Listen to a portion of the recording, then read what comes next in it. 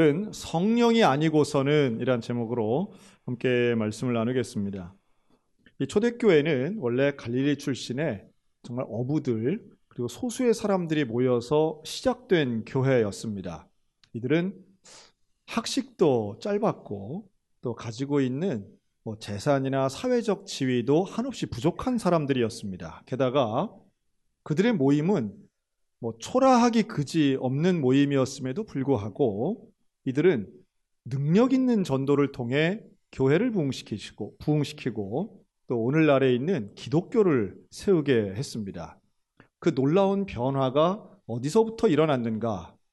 우리는 그것을 이들이 성령 충만함을 경험한 이후부터라고 봅니다. 그리고 그 성령 충만함은 오순절 마가의 다락방에 모여있는 이 사도들에게 하나님께서 약속하신, 예수님이 약속하셨죠. 사도행전 1장 4절, 너희는 예루살렘 떠나지 말고 내게서 들은 바 아버지께서 약속하신 것을 기다리라. 너희는 몇 날이 못되어 성령으로 세례를 받으리라. 그 말씀이 그대로 이루어집니다. 그리고 이들은 놀라운 변화를 경험합니다. 여기서 우리는 성령 세례라는 단어를 찾을 수 있는데요. 성령 세례는 우리 기독교 대한성결교회는 신학적으로 상당히 중요하게 여기는 개념입니다. 성령 세례는 본질적으로 성령 충만과 거의 동일하지만 최초로 경험하는 성령 충만을 우리는 성령 세례라고 표현합니다. 그래서 성령 세례 받았다라고 하는 것은 우리가 성령을 경험했음을 이야기하고 그 성령을 경험해서 이전과 이후가 확연히 다른 변화된 삶을 살았다고 봅니다. 우리가 그런 말 하죠. 예수 믿고 변화되었다. 여러분, 예수 믿고 무엇이 변화되셨습니까? 예수를 믿으면 우리에게는 어떤 것이 달라지나요? 우리에게는 이제 이런 생각을 할 수가 있습니다.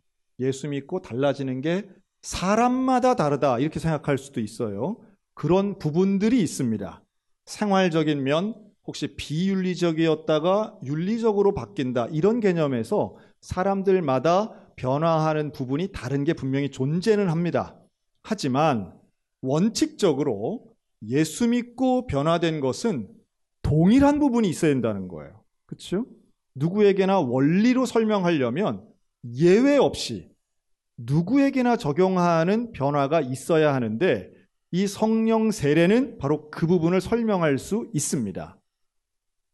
이제 우리가 이런 간증 듣잖아요. 나는 예수 믿기 전에는 살인도 하고 도둑질도 하고 사기도 치고 이랬는데 예수님 믿고 내가 변화되어 그런 거 안 합니다.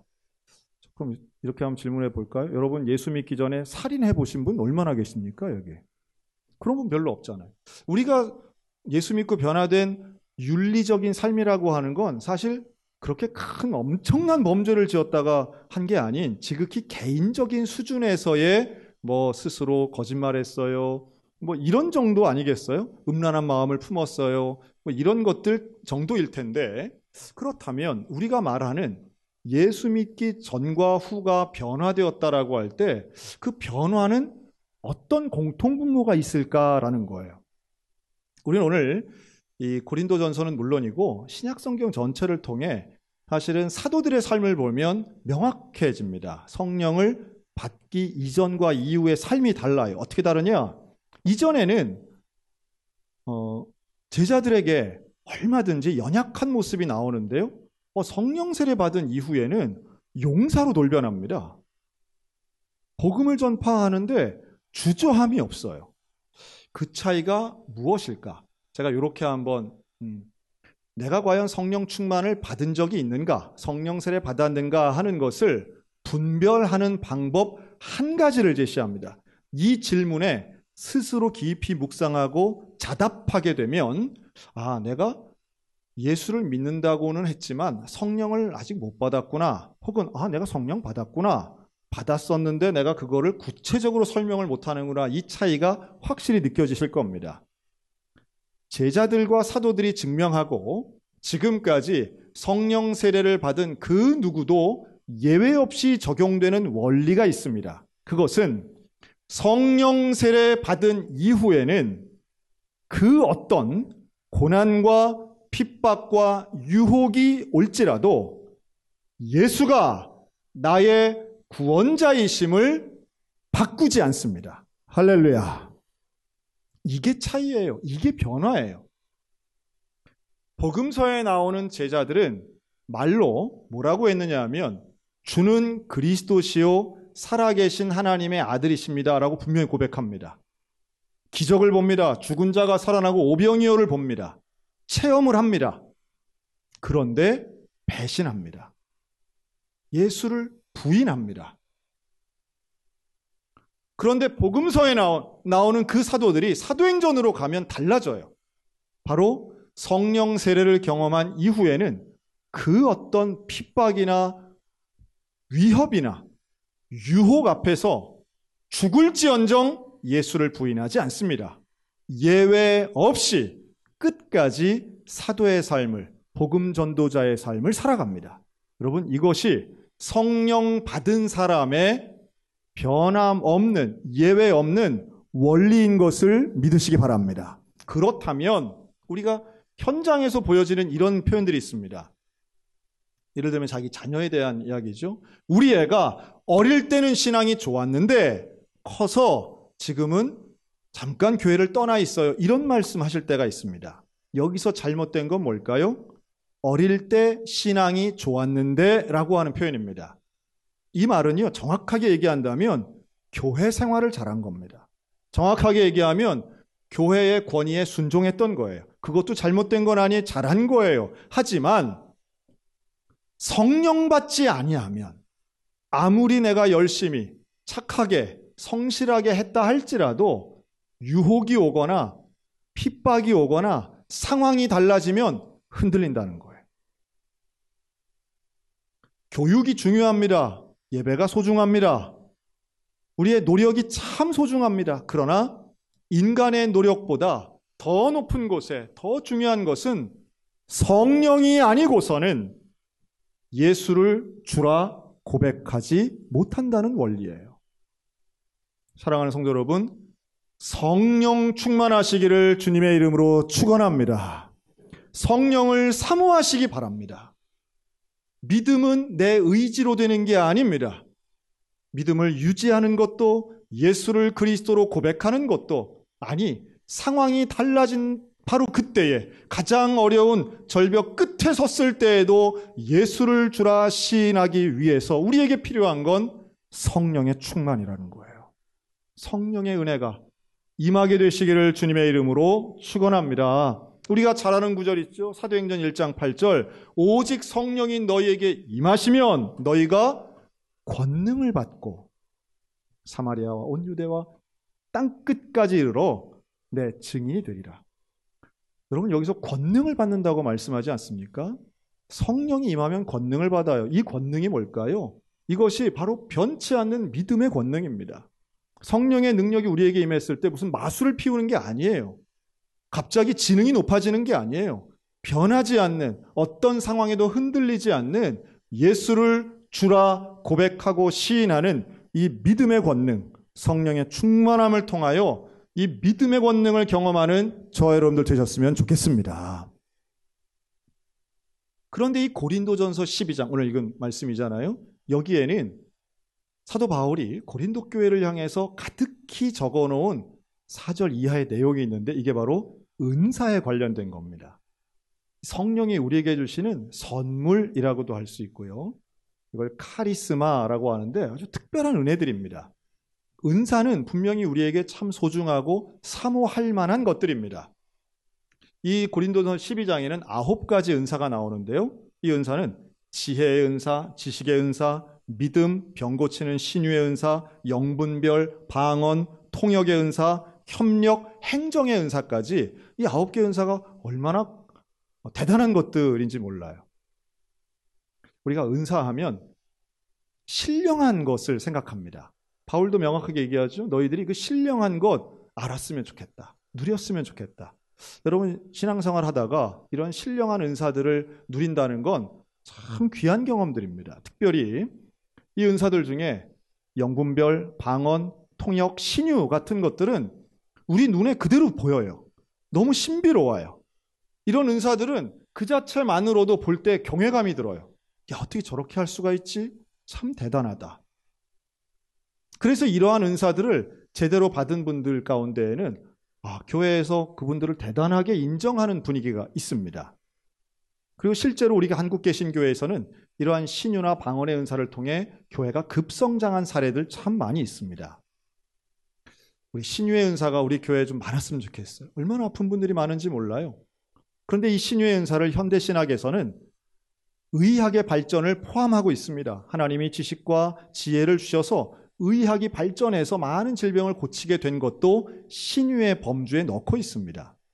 그러니까 의학을 무시해서는 온전한 신유를 이룰 수 없다는 걸 우리는 잘 알고 있어요. 그런 면에서 또 다른 것들이 있죠. 방언이라든가 통역의 은사 참 좋은 은사인데 조심할 부분들도 있습니다.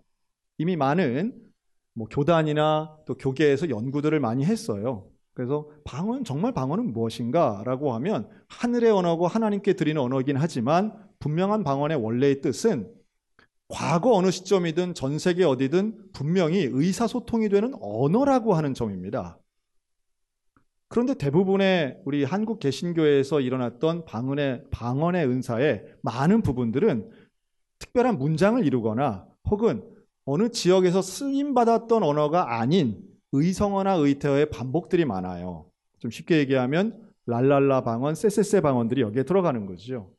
분명한 경험은 됩니다. 이것은 하나님께서 우리에게 주시는 종교적 엑스타시를 포함한 분명한 신비 체험입니다. 그걸 무시하거나 부정할 수 없습니다. 하지만 그러한 방언은 성경이 말씀하죠. 개인의 덕을 세우는데 사용해야 된다 하는 거예요. 사용이 어떻게 되느냐가 중요합니다. 오히려 그것보다는 통변의 은사가 훨씬 더 신중해야 될 이유가 있습니다. 이미 많은 교단들이 조사하고 내놓은 통계에 의하면요, 이 방언 통역의 은사의 대부분은 신뢰할 수 없다였습니다. 여기에는 과학적인 실험도 많이 했어요. 왜냐하면 방언을 하시는 분을 녹음해서 그 녹음된 걸 틀어줬을 때 통변의 은사가 있다면 어떻게 할까요? 같은 걸 똑같이 들으면 내용이 같아야 되나요? 틀려야 되나요? 같아야 되는 게 상식적입니다. 여러분, 은사는 상식을 뛰어넘긴 하지만 상식을 반대하진 않습니다. 근데 바로 그 범주에서 통변의 은사가 있는 많은 분들이 사실은 구체적인 서술이 아닌 조금 심하게 이야기하면 기분 내키는 대로 감정에 떠오르는 대로 쓴 것이라고 의심할 만한 상황들이 훨씬 많았다는 거예요. 통변의 은사를 제가 부정하는 게 결코 아닙니다. 하지만 생각보다 통변의 은사를 받으신 분들은 정말 적은 수라고 하는 것을 아셨으면 좋겠습니다. 이건 마치 외국어를 번역할 수 있는 능력과 비슷한 것입니다. 자, 그런데 실제로 은사에 대해서 사도 바울이 말하는 것은 로마서에서도 말해요. 로마서 12장에 보면 은사는 예언의 은사, 봉사의 은사, 가르치는 것도 은사고 권면, 헌금, 지도력, 남을 긍휼히 여기는 것도 은사라고 명확하게 말씀합니다. 에베소 4장에 보면 전도도 은사고 목사가 목회하는 직무도 은사라고 말해요. 한 발짝 더 나가서 바울이 너무도 놀라운 얘기를 하는데 독신도 은사라고 말합니다. 결혼을 하지 않는 것, 음욕을 품지 않는 것, 이거 은사라고 말합니다. 또 남을 대접하는 것도 은사고 중보기도도 은사고 귀신 쫓아내는 일, 선교 사역도 은사라고 말해요. 여러분, 이걸 다 통칭하면요, 한마디로 정리하면 사도 바울이 정말로 하고 싶은 은사에 관련된 이야기는 이거예요. 한번 따라 하실까요? 은사는 다양합니다. 이 말을 하고 싶은 거예요, 사실은. 은사가 다양하다는 거예요. 신령한 어떤 특정한 신비롭게 보이는 그것만이 은사가 아니라 일상에 보이는 것들도 다 하나님 주신 한 성령이 일하시는 은사야. 오히려 교회 안에서 구약성경적인 의미로 본다면, 유대교 의미로 본다면 생육하고 번성하는 게 축복인데 독신도 은사라고 말하는 순간 은사에 대한 기존 관념과 개념은 흔들릴 수밖에 없어요. 그런데 바울이 말하고 싶은 것은 교회 안에 다양한 은사가 있다는 거예요. 이 말은요, 한 성령이 주셨다면 모든 은사의 권위는 똑같다는 거예요. 신령해 보이는 은사나 평범해 보이는 은사나 다 하나님이 주신 너무도 소중한 것이니 등급을 나누지 말라는 거예요. 너희들끼리 누가 높고 낮고 판단하지 말고 은사에 대해 다 인정하고 내 입으로 예수를 주라 시인하는 사람은 다 성령이 아니고서는 할 수 없으니 은사 제일주의가 아닌 함께 나아가는 성령 우선주의를 말씀하신다는 거예요. 얼마나 중요한 생각이고 신학인지 몰라요. 그래서 사도 바울이 위대한 겁니다. 근데 이런 가르침을 왜 했는가? 바로 이 고린도 교회 안에 있는 성도들이요, 은사 체험자들이 많았던 거예요. 참 그 은사를 가지고 덕을 세우는 일에 써야 되는데 이 은사를 가지고 남을 평가하는 일에 사용합니다. 그래서 고린도후서 10장 10절에 보면요, 이 고린도 교인들 중에 일부가 바울을 이렇게 평합니다. 바울은 편지를 보면 힘이 있어 보이는데 실제로 대해보면 볼품이 없다. 가르침이 별로다. 왜 이런 평가를 내리는가 하면 본인들이 가지고 있는 은사가 오히려 사도 바울보다 낫다고 평가하는 거예요. 여러분, 이러면 어떤 결과가 일어나는지 아세요? 교회가 분열됩니다. 편가르게 나와요. 그래서 이런 분열이 생긴 고린도 교회, 은사 중심이 되어서 오히려 덕을 끼치지 못하고 해를 끼치고 있는 이 공동체를 향해 사도 바울이 정말로 하고 싶은 이야기인 고린도전서 13장, 모든 것 위에 사랑이 있다고 가르치는 거예요. 은사가 소중한데, 하나님이 주셨으니 소중한데, 그런데 아무리 은사가 있어도, 아무리 지혜가 있어도, 아무리 위대한 찬양이 있어도 사랑이 없으면 그건 울리는 꽹과리와 같은 거야.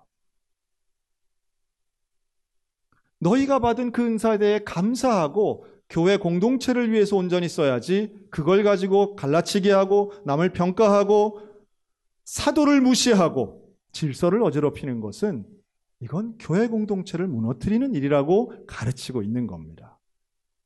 참 안타깝죠. 초대교회가 하나님의 놀라운 은혜가 있음에도 불구하고 이런 분열된 모습, 하나님이 주신 그 귀한 은사를 가지고도 오히려 사람들 가운데 갈등이 있었다라고 하는 거예요. 오늘 우리들도 마찬가지인 것 같아요. 여러분, 가정 안에 갈등이 있습니다. 개인 간의 관계에서도 갈등이 있죠. 교회라고 갈등 없지 않아요. 교회 안에도 숱한 갈등들이 있습니다. 그런데 그 모든 것의 갈등의 본질을 인간의 이기심과 욕심과 또 하나 오해에서 빚어진다고 생각한다면 우리의 해결법은 인간적 방법이 아닌 결국 성령의 능력과 권능을 의지해야 된다라고 하는 거예요. 이게 되게 추상적인 이야기 같지만 사도 바울이 고린도 교인들을 향하여 강력하게 말씀하고 있는 메시지입니다. 너희가 은사가 많다고? 아니야. 그것 때문에 너희가 지금 갈등하고 있는 거야. 그것 때문에 너희는 분열되고 있는 거야. 그래서 마지막 장인 16장 14절 사도 바울은 이렇게 권면합니다.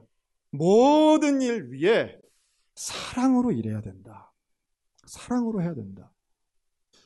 여러분, 우리에게 주신 사랑은요, 참 위대한데, 그런데 중요한 건 사랑조차도 내 능력이나 내 의지로 하는 게 아닙니다. 그럼 뭘로 해요? 성령의 능력으로 하는데 그 성령의 놀라운 열매가 있습니다. 은사는 하나님께서 선택하신 어떤 사람들에게만 특정한 은사를 주시겠지만 분명한 건 성령의 열매는 성령 충만한 모든 사람들에게 약속된 것입니다. 우리가 잊을만 하면 나타나는 성령의 열매 9가지. 자, 하겠습니다. 자, 시작. 사랑, 희락, 화평, 인내, 자비, 양선, 충성, 온유, 절제.